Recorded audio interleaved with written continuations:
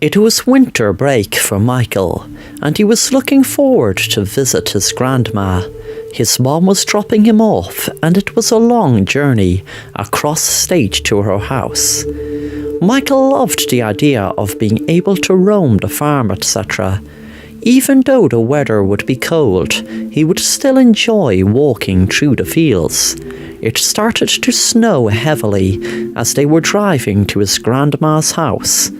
When they arrived, his grandma Julie greeted himself and his mom with a huge smile. They sat together in the kitchen for about an hour, drinking hot chocolate before his mom went home again.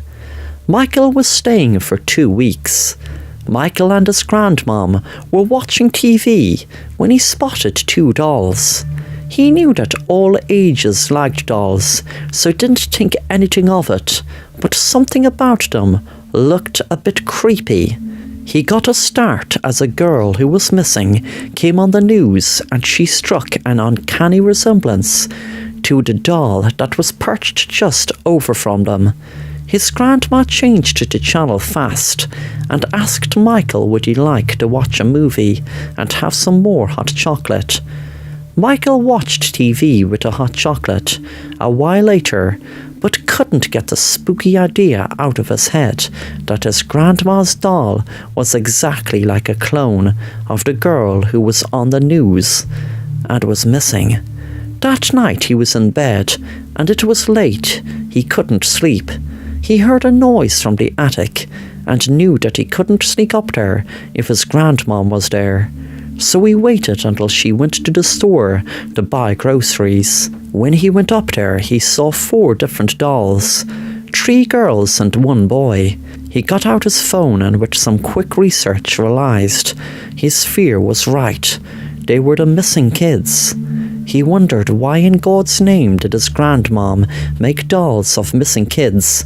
Then he noticed a page in the ground, and when he picked it up, he froze in fear when he read on it, "Spell to turn humans into dolls." He rang home right away and explained to his mom, but his mom said to him it was crazy to believe his grandmom turned those kids into dolls. That is when Michael stopped speaking, as the phone dropped out of his hand as he shrunk in size, while he was being turned into a doll. Thanks for watching The Assassin Rapper, and if you want to stay up to date on new content, then please subscribe and be sure to hit the bell to be notified on new content.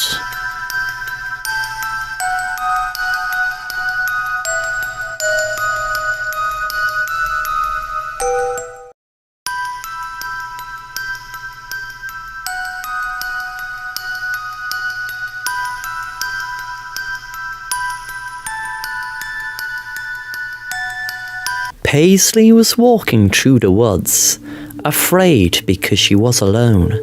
She felt cold and tired and hungry and just wanted to get home. She kept thinking she heard something, but each time it was nothing. She felt like her imagination was running wild. The air got colder and she kept walking, listening to see could she hear anything. She wondered, was she alone in these woods? She took a rest. She was tired of walking, but she knew she just wanted to get home, so she didn't rest for long before she began to walk again. Suddenly she heard something this time.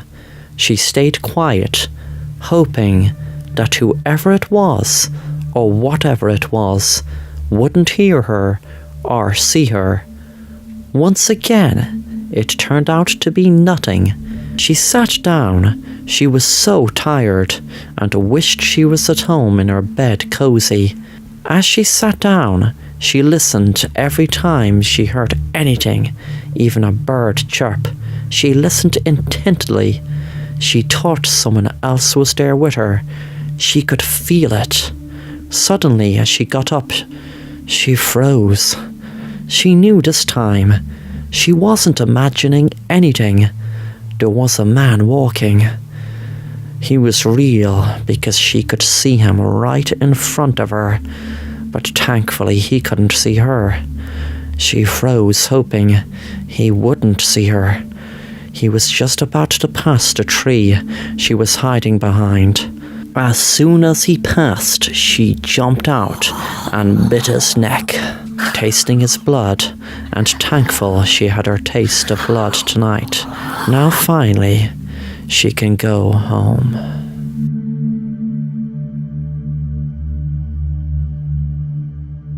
Thanks for watching The Assassin Rapper, and if you want to stay up to date on new content, then please subscribe and be sure to hit the bell to be notified on new content.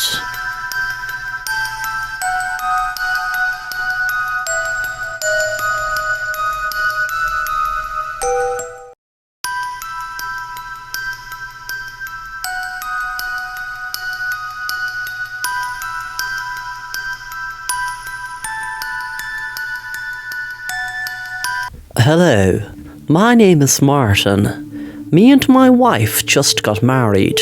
We just bought a beautiful house. I have everything in my life going good for me, besides one thing, and that is my sleep paralysis demon. My wife tells me to go to see a psychiatrist, but I know that it won't help, because whatever is causing me to have these vivid hallucinations when I'm half asleep, I doubt anyone with a title of psychiatrist or psychologist, etc., would be able to make them go away. Each night I go to sleep, I can't move, and before I know it, I see the demon hovering over me, as if he is really there with me, hovering over me in my bed. It is so realistic. One night I just had to put my mind to rest, to at least me see nothing was really happening besides what's in my head. I didn't tell my wife, because she would just say it's more of my paranoia. What I did was set up a hidden camera and filmed myself sleeping. I set it up to only record when there was movement, so when I watched it the next day, it only took a couple of minutes. I didn't have to watch hours of footage to look for something strange. But when I did see something more than strange, I couldn't believe my eyes. When I saw someone in black inject something into my arm and then go over me in the bed with a mask, I was looking forward to tell my wife that I wasn't paranoid. I couldn't wait till she came home. When I told her, she couldn't believe it. She told me wait in the room while she checked the rest of the house in case anyone was around, and then she would call the police. When she went out,